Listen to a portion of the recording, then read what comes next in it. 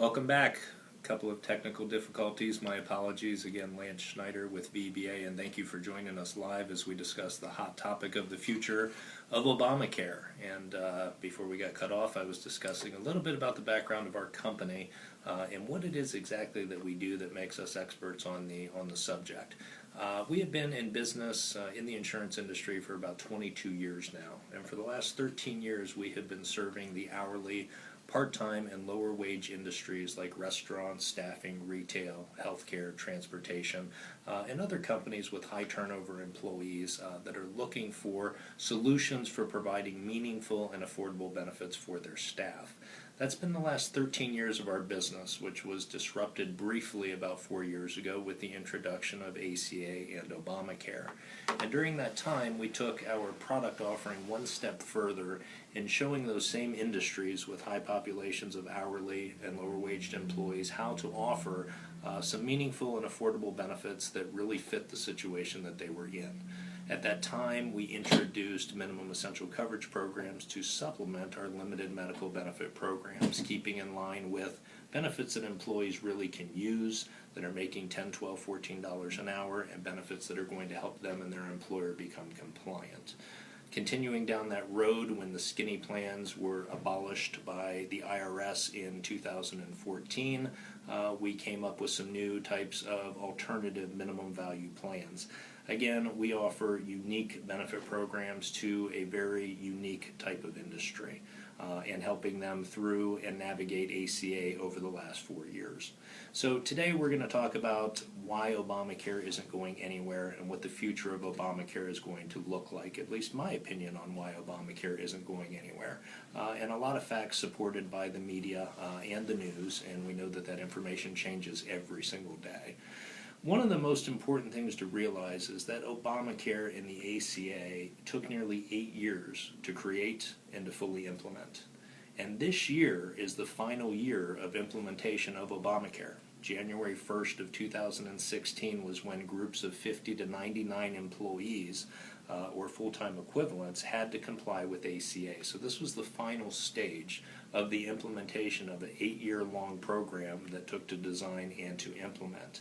And whether you like the law, whether you hate the law, whether you like Donald Trump, whether you like Barack Obama, really is irrelevant as far as this goes. It has absolutely nothing to do with politics whatsoever. But the reality is that we have a signature law in ACA and in Obamacare that took 8 years to put into place.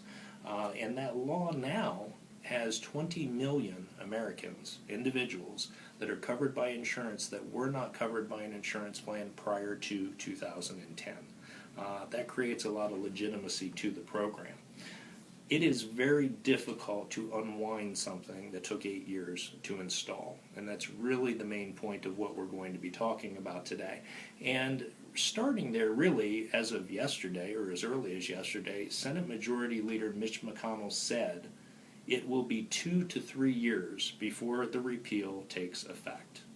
And we also heard statements from Congress that clear signals about a replacement plan must be provided before any vote could take place. And here's the reality. That new replacement plan doesn't yet exist, and we don't know anything about that replacement plan. So being able to unwind and repeal and replace a program when we don't have a program to replace it yet would be something that would be very difficult to do. Okay? Simply put, you can't repeal Obamacare without a replacement ready to be put in place. Additionally, it's very difficult to essentially pull the rug out from under millions of Americans and hundreds of thousands of businesses throughout America who have made the decision and worked hard over the last 4 years to implement and to have and participate in an ACA-compliant program. Businesses that have offered ACA-compliant plans and individuals that have participated in those programs or chosen to go to the exchange because they were forced to do so or to pay a penalty. So pulling the rug out from under them, just spur of the moment, is something very difficult to do. Also, we need to consider that medical providers and insurance companies alike are in a situation where they have contracts that run through 2017 that must be fulfilled. Those contracts aren't going to go away on January 20th. And lastly, insurers, healthcare providers, the departments of insurance in different states throughout the country cannot be expected to make changes in laws overnight. And businesses as well as individuals cannot be expected to make changes in the plans that they participate in overnight. It's important to understand that there was a campaign promise made to completely and totally repeal and replace Obamacare. And very soon after President-elect Donald Trump was nominated and elected, he had a meeting with President Obama. And during that meeting, we went from completely and totally repealing and replacing Obamacare to continuing certain parts of Obamacare that were good. Those parts being children being covered up to age 26, guaranteed coverage without any underwriting, no pre-existing condition limitations, and no lifetime maximums. We also heard about the things that were going to change or be eliminated with Obamacare, and those things were things like tax credits. What's unusual to me is that absolutely nothing more has been said about what will specifically be repealed and replaced outside of the tax credits. So the new law, or Trump Care as we may call it in the future, has not yet been defined in any way, shape, or form. So on January 20th, which is really just 2 months away, it's very unrealistic that we're going to have a complete repeal and replacement of Obamacare. So some of the other things that I want to discuss that I think are very important is the reality of the current coverages, what brokers and employers must consider, and what's going to happen if you don't have a plan in place for January of 2017. Something very interesting to me, and as strange as it sounds, is every single day the question is posed to me by employers of, do I have to renew my plan for January 1st, 2017 or February 1st, 2017? Is it important that I have coverage January 1st of 2017 if Trump is going to repeal and replace Obamacare? And the answer, very simply put, is yes. You do need to have a plan for next year. You need to continue to plan for next year just like you did for years in the past. If you do not have a plan in place, you are going to face stiff penalties as an employer, just as those penalties that have been in place for the last 4 years. As an individual, you will face tax penalties if you do not have coverage. So it is an absolutely horrible idea for an employer to become complacent and sit on their hands and wait until January 20th to make their decision about what their program is going to look like in 2017, or to make decisions about a benefit plan in 2017. Okay? The law is not going to change in 2017. At the earliest, the law would change January 1st of 2018, because we have to have something to replace the plan with first. And then we also have to get Congress to vote on that plan. And even if executive order is used, at the end of the day, we still have to have insurance companies, we have to have medical providers, we have to have the departments of insurance and the Department of Labor basically put laws and rules in place and policies in place to deal with whatever those changes look like.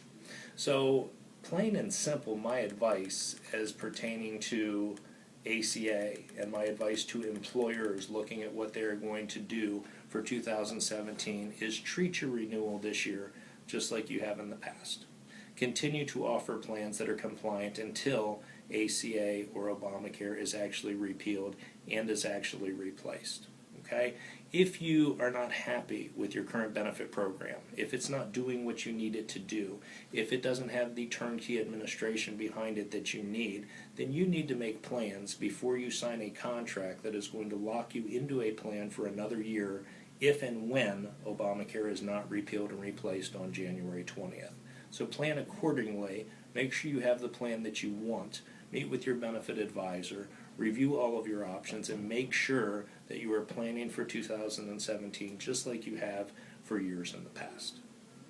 With that, in closing, a couple of things that I want to mention is even with a new Trump Care plan, as it may be called, and a repeal and replacement of Obamacare, no one has yet discussed eliminating the employer mandate of providing health benefits.